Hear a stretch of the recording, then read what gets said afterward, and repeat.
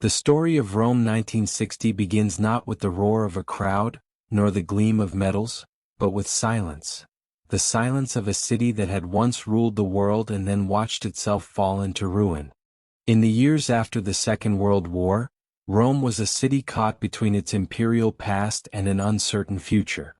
Its streets, lined with the remains of an empire, were filled now with the noise of mopeds, the smell of fresh plaster, the rhythm of reconstruction. Italy, scarred by dictatorship and defeat, was learning to stand again.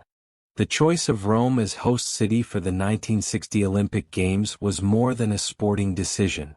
It was a gesture of rebirth. A chance for a nation once broken by war to show that its spirit had survived. For Italians, it was redemption, an opportunity to prove that art, beauty, and endurance still lived in the heart of their capital. The world that would come to Rome in 1960 was no longer the same world that had gathered in Berlin 24 years earlier. Empires had crumbled, borders had shifted, and a Cold War now divided humanity into two ideologies locked in quiet combat. Yet for 17 days that summer the Eternal City would become neutral ground, a place where East and West, North and South, would share the same track, the same pool, the same applause. As preparations began, cranes dotted the skyline, rising beside the ancient domes and ruins. New venues took shape. The Stadio Olimpico, vast and gleaming beneath the hills, the Palazzo dello Sport, a dome of steel and light designed by the visionary architect Pierluigi Nervi, and the Villaggio Olimpico, a modern village built to house the athletes of the world. It was modern Rome, born from the bones of the old. Cinecittà, the great film studios that had given the world La Dolce Vita, lent their designers and craftsmen to the Olympic project. Sculptors, painters, engineers, and cinematographers worked side by side. The games would not merely be held in Rome, they would be staged, directed, illuminated like a grand epic. Television cameras, still rare in homes, would broadcast the spectacle live across continents. For the first time in history, humanity could witness the Olympics in real time. As the date approached, excitement swept through the city. Posters appeared on every corner, Giochi della 17 Olympiade. Schoolchildren practiced greetings in English, French, and Russian. The sound of hammers and marching bands mingled in the air. Rome was not just preparing for sport, it was preparing to welcome the world. And the world in turn was changing. From Africa, a new wave of nations was stepping into independence. Ghana, Nigeria, Sudan, Tunisia. For many, Rome 1960 would be their first Olympic appearance as sovereign states. From Asia came Japan and India, rebuilding identities of their own. The United States arrived with its confident stride, the Soviet Union with its disciplined precision. Between them, the quiet rivalry of two superpowers would play out through muscle and motion rather than missiles. For 17 days, the Cold War would soften under the Roman sun. Inside the organizing committee's offices near the Tiber, General Giulio Onesti and his team faced a challenge that was both logistical and symbolic: to blend the weight of history with the promise of modernity. Every venue was placed with purpose. The marathon route, tracing the ancient Appian Way, would finish at the Arch of Constantine, a deliberate echo of Rome's imperial triumphs. Fencing would be held in the baths of Caracalla, boxing beneath frescoed ceilings, gymnastics in marble halls. It was as if the past itself had agreed to host the future. The opening ceremony arrived on the 25th of August, under a sky so blue it seemed painted. 83 nations marched into the Stadio Olimpico. The crowd of 100,000 rose as the Italian flag was raised and the anthem filled the air. The President of Italy, Giovanni Granchi, declared the games open. And then from the steps of the stadium, the Olympic flame entered, carried by a young athlete named Giancarlo Paris, a student from Viterbo whose father had died in the war. When he lit the cauldron, Rome burst into applause that seemed to echo across centuries. For the world watching on flickering screens, this was not just a ceremony. It was a statement. That beauty and civilization could rise again after ruin. that humanity, though divided by politics and power, still shared the same breath, the same need to celebrate its endurance. As night fell on that first day, Rome glowed with torchlight and possibility. The city's fountains shimmered, the ruins whispered, and the athletes of the world lay awake in their dormitories, dreaming of gold and glory. They came from every corner of the earth, boxers and swimmers, sprinters and wrestlers, men and women from countries that had never before stood on equal footing. Among them was a quiet Ethiopian soldier, unknown, unheralded, who would soon make history without a sound. But that is a story for another night. For now Rome breathed again. The eternal city, scarred but unbroken, had reclaimed its voice. And as dawn approached on the second day of the games, the bells of St. Peter's rang over the Tiber, calling not for prayer or politics, but for play, for unity, for the simple joy of watching the world run together once more. The morning after the opening ceremony, Rome awoke to a sound it had never heard before, the heartbeat of the world. Buses rumbled along the newly paved roads of the Olympic Village. Flags from 83 nations fluttered under the golden August light. Athletes in crisp uniforms filled the courtyards, trading pins, smiles, and cautious glances. For the first time in history, the Olympic Village was not a military barracks or a collection of temporary huts. It was a living symbol of coexistence, modern, open, and alive. Every corridor spoke a different language. Italian mingled with Russian, English with Swahili, Japanese with Arabic. Reporters called it a babel of friendship, and perhaps it was, a small world in miniature, fragile but hopeful. The Cold War may have divided continents, but within those walls young men and women ate in the same dining halls, trained in the same fields, and walked the same sunlit streets. American sprinters greeted Soviet gymnasts with polite curiosity. Polish rowers shared cigarettes with French cyclists. The tension of governments seemed, for a brief moment, irrelevant. For the organizers, it was a logistical miracle. Each day nearly 7,000 meals were served: pasta, rice, lamb, fish, and fruits from every region. The Italians, proud of their cuisine, took special care to tailor menus for every culture. Rice for the Japanese, spicy stews for the Africans, beef and bread for the Americans. It was not just hospitality, it was diplomacy through taste. The first events began in the glimmering arenas across the city. At the swimming complex, the clear waters reflected the white marble statues surrounding the pool, frozen athletes from ancient times watching over their modern descendants. There, American swimmer Chris Von Salza and the Australian Dawn Fraser ignited one of the great rivalries in women's swimming. Their strokes, powerful and graceful, cut through the water like twin blades. At the Stadio Olimpico, the decathletes began their 10-event ordeal, a test of endurance and versatility that mirrored the games themselves. Among them were Rafer Johnson of the United States and C.K. Yang of Taiwan, teammates at UCLA but rivals in Rome. Their friendship became one of the defining stories of the Olympics. Two men from opposite sides of the world, pushing each other beyond exhaustion, helping one another even as they fought for gold. Johnson, the American, would ultimately win by a narrow margin, collapsing in Yang's arms at the finish. It was an image that seemed to defy the politics of the age. Two competitors, one black, one Asian, united by respect. Time magazine called it the most human moment of the games. Meanwhile, in the boxing ring, a tall, lean 19-year-old from Louisville, Kentucky, danced his way into history. His name was Cassius Clay, though the world would one day know him as Muhammad Ali. With lightning reflexes and words as sharp as his punches, he charmed the crowd and outboxed his opponents with effortless grace. When he won the light heavyweight gold, he leapt around the ring shouting, "I shook up the world." Few could have guessed how prophetic that would become. Elsewhere, in the women's sprints, another American captured hearts. Wilma Rudolph, who had once been crippled by polio as a child. Now her stride was pure poetry, long, fluid, unbreakable. She won not one, not two, but 3 gold medals, becoming the fastest woman on earth.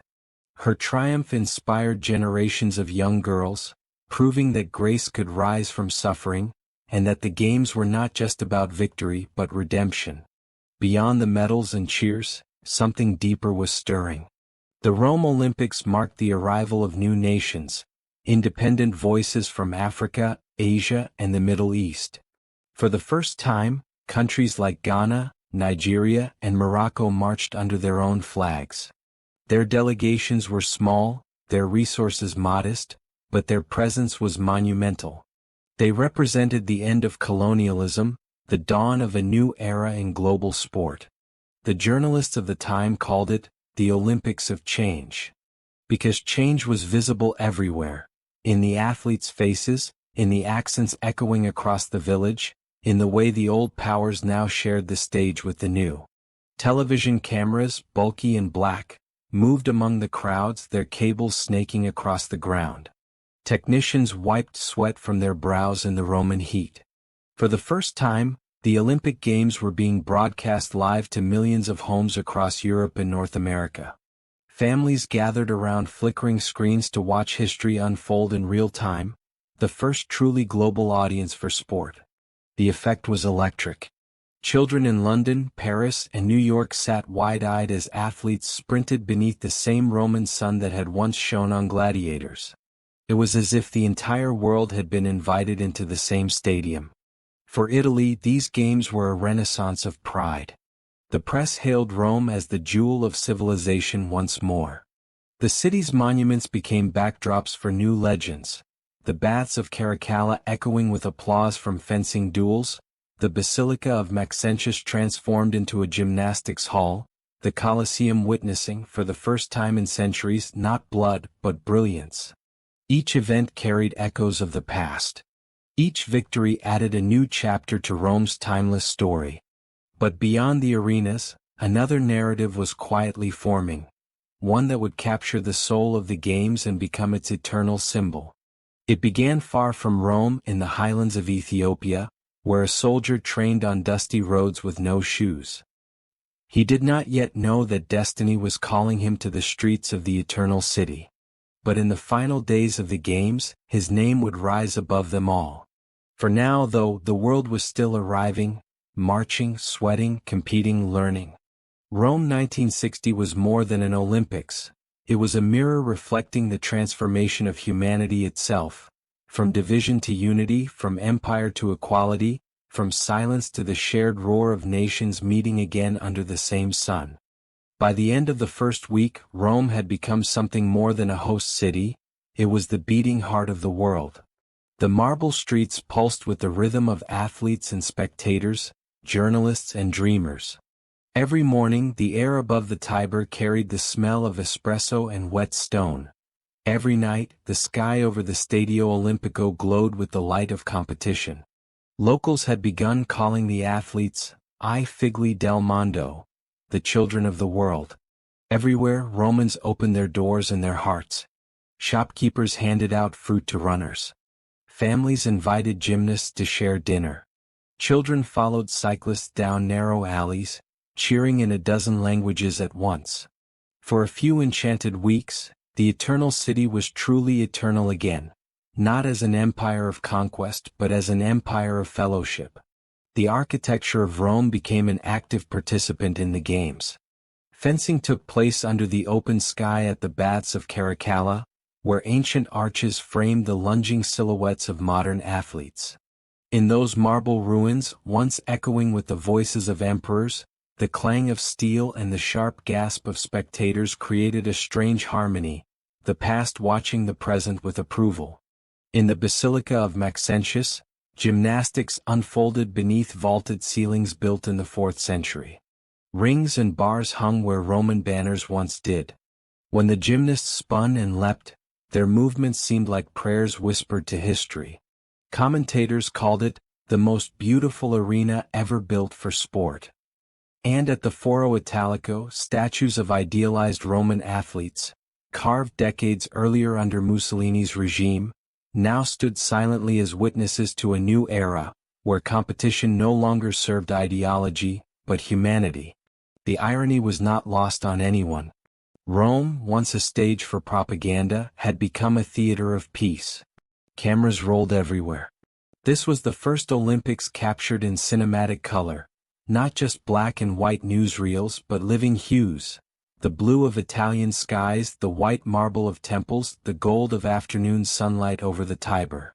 Directors from Cinecittà shot reels that would later be assembled into the Grand Olympic Night, a film that turned sport into art.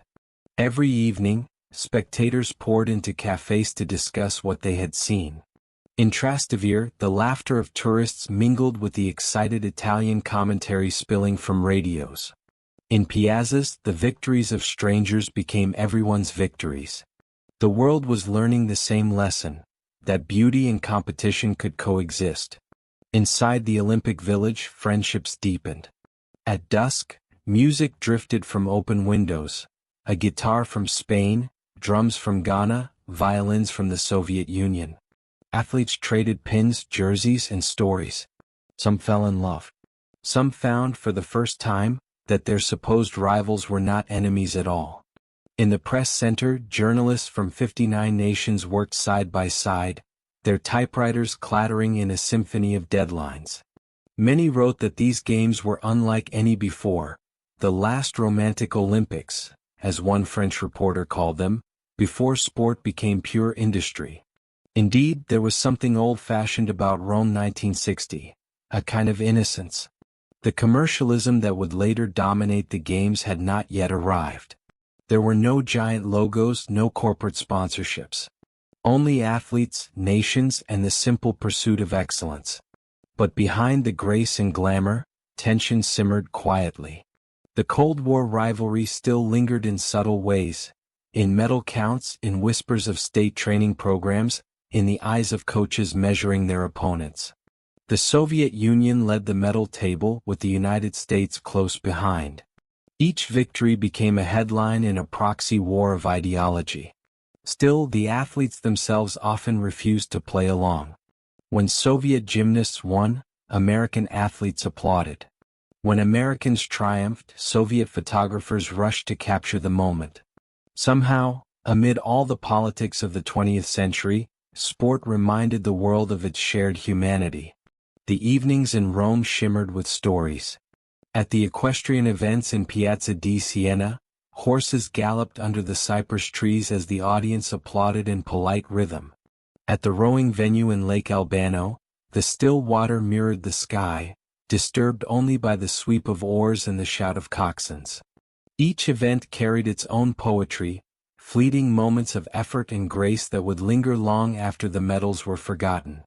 But among all these competitions, whispers began to spread about one event yet to come, the men's marathon. It was to be held on the final evening of the Games, beginning at twilight and ending under the floodlights of the Arch of Constantine. The route would wind through the heart of Rome, tracing the Via Appia Antica, the same road once trodden by Roman legions returning from victory. There was symbolism in that choice. The marathon, perhaps more than any other event, echoed the ancient spirit of endurance. And here, in Rome, the city of endurance itself, it promised to be the ultimate test. Few knew the names of the marathoners who would compete. Among them were champions from Europe, Asia, and the Americas. But one name, quietly written in the start list, belonged to a man who had never before run on European soil. A man who would soon turn the Games, and the world, on its head. For now, though Rome basked in its golden days, from the domes of St. Peter's to the steps of the Colosseum, the air vibrated with the energy of a world rediscovering itself. These were not merely games of muscle and record. They were a celebration of civilization's resilience. Each sunrise brought the echo of church bells mingling with starting pistols. Each sunset bathed the city in the same light that had once touched emperors and gladiators. And as the final days approached, anticipation grew. The crowds were ready. The cameras were ready. History was ready. Because somewhere, in a quiet corner of the Olympic Village, a soldier from Ethiopia was lacing up, or rather not lacing up, for the race that would change everything. The final night of the Games descended over Rome like a slow, golden curtain. The August air was heavy, alive with heat and history. The marble of the eternal city seemed to glow from within, as if the stones themselves remembered every triumph that had ever passed through its streets. It was Saturday, September 10, 1960, the last great race of the 17th Olympiad, the marathon. At 6 o'clock in the evening, as the sun began to fall behind the hills, 79 runners gathered near the Piazza di Campidoglio. Among them were champions from the Soviet Union, France, Great Britain, Japan, and the United States. Some wore custom-made racing shoes, sleek and bright. Others tightened their laces one last time. And then there was one man who wore none at all. His name, spoken softly among the officials, was Abebe Bikila, number 11 on the start list, representing Ethiopia. He was a member of the Imperial Guard, a soldier who trained in the highlands of Africa, running along dirt roads at nearly 8,000 feet above sea level. His coach, a Swedish military advisor named Ani Niskanen, had recognized his potential only months earlier. But when Bikila arrived in Rome, the shoes he was given by the team did not fit. They rubbed, they blistered, they bled. And so, he made a choice that would become legend. He would run barefoot. For many it seemed madness.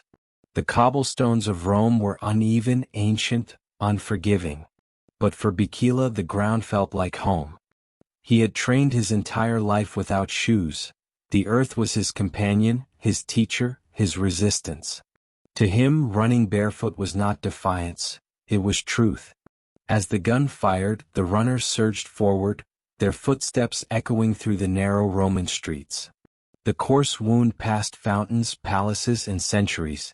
Spectators leaned from balconies, waving flags and torches. The city, a living museum, had become a racetrack. At first, the Europeans took the lead, setting a brisk pace. Bikila remained quiet, steady, his eyes fixed on the rhythm of his breathing. Kilometer by kilometer, he advanced through the field.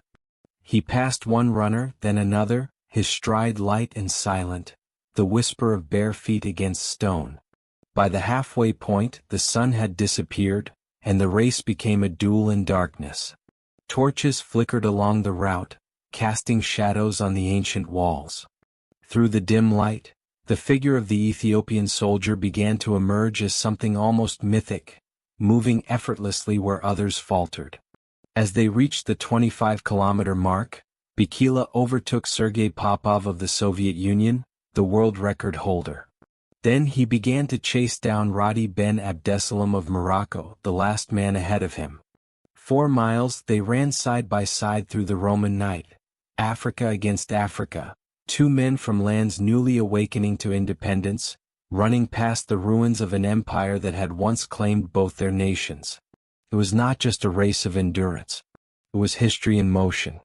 At the 35-kilometer mark, Bikila's breathing deepened, but his pace never faltered. The streets were now lined with spectators holding candles and shouting in dozens of languages. They did not know his name, but they could feel his purpose. Then came the Colosseum. The torches burned brighter there, the arches towering above him like the gates of time. And as Abebe Bikila passed under those ancient stones, something seemed to shift. The ghost of Rome's past yielding to the spirit of a new age. With 2 kilometers left, he broke away. Ben Abdesalam tried to follow, but Bikila was no longer running against men. He was running toward destiny. He entered the final stretch, the Via di San Gregorio, leading toward the Arch of Constantine. The lights of the stadium shone in the distance like a halo. His face was calm, almost serene, as if the effort cost him nothing at all. Then, with no celebration, no raised arms, he crossed the finish line barefoot, a silhouette against eternity. The clock stopped at 2 hours, 15 minutes, and 16.2 seconds. A new world record. Silence hung for a moment, disbelief, awe, before erupting into applause that rolled through the night like thunder. An unknown soldier from Africa had conquered the streets of Rome. He had done so without shoes, without fear, without fanfare. When journalists asked him later why he had run barefoot, Bikila answered simply, "I wanted the world to know that my country, Ethiopia, has always won with determination and heroism. His words carried weight far beyond sport. 25 years earlier, Italian troops had invaded Ethiopia. Now on the same soil an Ethiopian stood victorious. History had turned full circle.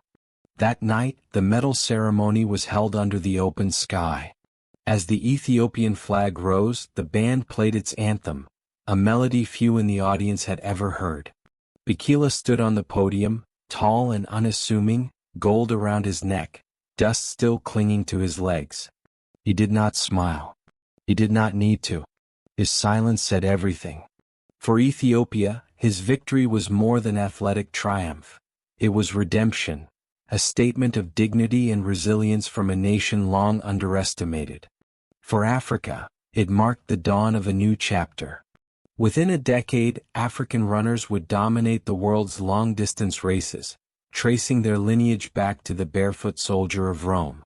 For the world, it was a reminder that greatness can rise from humility, that strength can emerge from simplicity, that courage sometimes needs no armor. When Bikila returned home, he was greeted by thousands. The Emperor Haile Selassie awarded him the Star of Ethiopia. But Bikila himself remained modest. He continued to train, still running through the highlands, still silent, still grounded, literally, to the earth. The marathon of Rome had ended, but its echo would never fade. In that race, amid the ruins of empires and the light of torches, humanity had glimpsed something timeless, the quiet victory of the spirit over circumstance. Abebe Bikila had not just won a race. He had changed the meaning of victory itself. When the Olympic flame finally dimmed above the Stadio Olimpico, the city of Rome exhaled, a deep, collective breath of satisfaction and wonder. The games of the 17 Olympiad had come to an end, but the echo of their triumph lingered over the Tiber like the last note of a symphony. 17 days earlier, the world had arrived divided, by borders, by ideology, by the lingering scars of empire. Now, as delegations packed their flags and medals, they left behind something rare, a sense of unity, however brief, that felt almost sacred. Rome 1960 had not simply hosted the world. It had reminded the world what it could be. In those 2.5 weeks, the Olympic Games had become something more than competition. They had become a reflection of a planet in transition, one stepping out of the shadow of war into the fragile light of a shared future. The newspapers called them the Games of the Beautiful. Historians would later call them the Games of Change. For the first time, the Olympics were not just a display of power or prestige, but of possibility. Abebe Bikila's barefoot run became an instant legend, not merely because he had won, but because of what his victory symbolized. It was Africa's first Olympic gold in a distance event, achieved in the very capital of the continent's former colonizer. His serenity on the podium, his humility in victory, turned him into a symbol of quiet defiance. He had no need for grand speeches. His stride had already spoken for him. Long after the crowds left, the images of that night circulated around the world. In the slums of Nairobi and the villages of Ghana, boys began to run barefoot, whispering his name. In Addis Ababa, murals appeared on walls, a silhouette of a runner, head held high, feet touching the earth. And in the years to come, from Kipchoge Kino to Haile Gebrselassie, from Tegla Lorup to Eliud Kipchoge, generations would trace their lineage to the barefoot soldier of Rome. But Bikila's triumph was only one of many stories that gave these games their immortal quality. There was Wilma Rudolph, the girl who once wore leg braces, now walking with gold around her neck, a symbol of endurance and equality. There was Cassius Clay, who would soon rename himself Muhammad Ali, carrying not just a medal but a mission that would change both sport and society. There was Rafer Johnson, the decathlete whose friendship with C.K. Young turned rivalry into brotherhood. And there was the rise of women in sport, their presence stronger, their victories louder, their names finally remembered. Rome 1960 was also the birth of the modern Olympics. Television had transformed the Games into a global stage. For the first time, nations could share the same moment, the same emotion in real time. From London to Los Angeles, from Cairo to Cape Town, living rooms became miniature stadiums. The world had found a new ritual, the gathering around the glow of a screen to watch humanity at its best. Behind the scenes, the Italian organizers had achieved the impossible. They had blended antiquity with innovation, transforming ruins into arenas and monuments into living theaters. The baths of Caracalla, the Basilica of Maxentius, the Via Appia. These names, once belonging to history books, now belong to sport. The architects of Rome 1960 had built more than venues. They had built symbols. Even the small details carried meaning. The medals, designed by sculptor Giuseppe Casilli, bore the image of the goddess of victory, Nike, her outstretched arm mirroring the motion of the athletes who had earned her favor. The torch relay, running through Greece and Italy, had rekindled the connection between the ancient and the modern, the sacred and the secular. Every gesture, every note, every design decision seemed to say the same thing: that humanity, though fractured by time, could still create beauty together. And Rome itself had been reborn. Tourism boomed. The streets that had once echoed with despair now rang with laughter and languages from around the world. The city's reputation, damaged by years of war and dictatorship, was restored. La Dolce Vita was no longer just a film, it was a feeling. For the athletes who lived it, Rome became a memory frozen in gold. Many would return years later, walking the same streets with gray hair and slower steps, pausing to look at the Colosseum and whisper to themselves, "I was here. I ran here. I became myself here." Abebe Bikila too would return, not to Rome but to the Games. 4 years later in Tokyo he would win again, this time wearing shoes, breaking his own record. He would become the first man in history to win back-to-back Olympic marathons. His legend was sealed, yet his humility never wavered. He remained the quiet soldier, the man who let his feet speak louder than words. Years later tragedy would strike. A car accident left Bikila paralyzed from the waist down. But even then his spirit endured. He learned archery, table tennis, and participated in the Paralympics. He continued to inspire, not by running but by living. A reminder that courage is not measured by the distance we cover, but by how we face what stops us. When he passed away in 1973, the world mourned him as more than an athlete.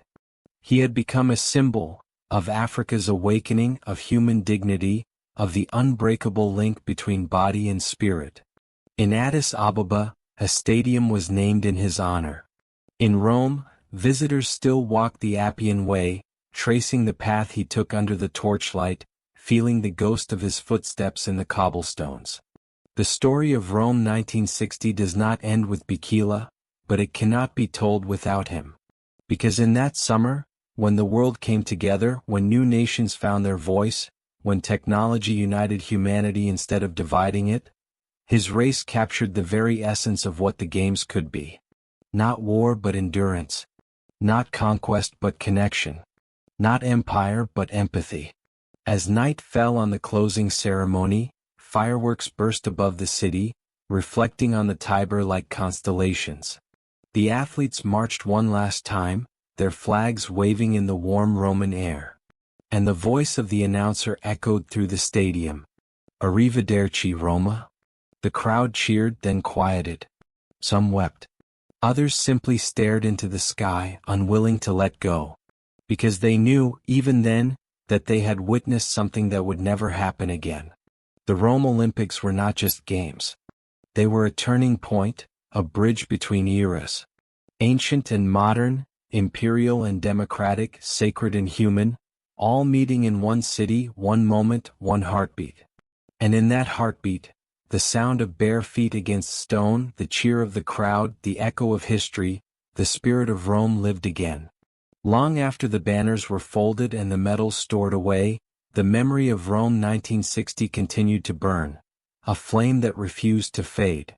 Cities would host greater games, richer games, louder games. But none would ever recapture the balance of beauty and innocence that Rome achieved in that summer of rebirth. For many, it was the last time the Olympics truly belonged to the people. Before the era of billion-dollar sponsorships and political boycotts, before marketing and television rights, there was Rome, pure, proud, and unguarded. The athletes had walked among citizens, not behind barricades. The city had been their home, not their stage. And that is why the memory endures. In the decades that followed, the world changed. The Cold War deepened and later dissolved. Empires ended. Nations rose. Technology shrank the planet to a digital pulse. But the images of Rome 1960 remained, sunlit, timeless, eternal. Black and white film reels became color memories. Wilma Rudolph crossing the finish line, her arms lifted in triumph. Cassius Clay dancing in the ring, grinning like a prophet of his own destiny. Rafer Johnson collapsing into CK Yang's arms, exhausted but smiling. And Abebe Bikila, running barefoot into immortality. Each of them had carried more than their own hopes. They had carried the hopes of humanity at a moment when humanity needed them most. Rome 1960 was not born of perfection. It came from imperfection, from a world recovering, rebuilding, rediscovering its faith in itself. It was a promise that no matter how dark the past, there could still be light ahead. The Olympic flame, once lit in Olympia and carried across the Mediterranean to Rome, had done more than ignite a cauldron. It had reignited belief. Belief that courage could be simple. That greatness could be quiet. That unity could exist, even if only for 17 days. And as the torch moved on, to Tokyo, to Mexico City, to Munich and beyond, it carried the echo of that Roman summer in its fire.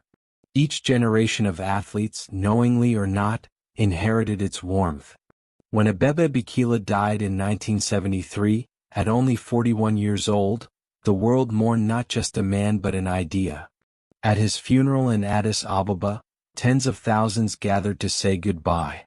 Emperor Haile Selassie himself attended, his head bowed in respect. The barefoot runner who had conquered Rome now lay at rest beneath Ethiopian soil, the same earth that had shaped his strength. But his spirit did not die. In the decades that followed, children across the world would run barefoot down dusty roads, their laughter echoing like his footsteps. His story became legend, told in schools, whispered by runners before races, invoked by those who believe that courage requires no armor.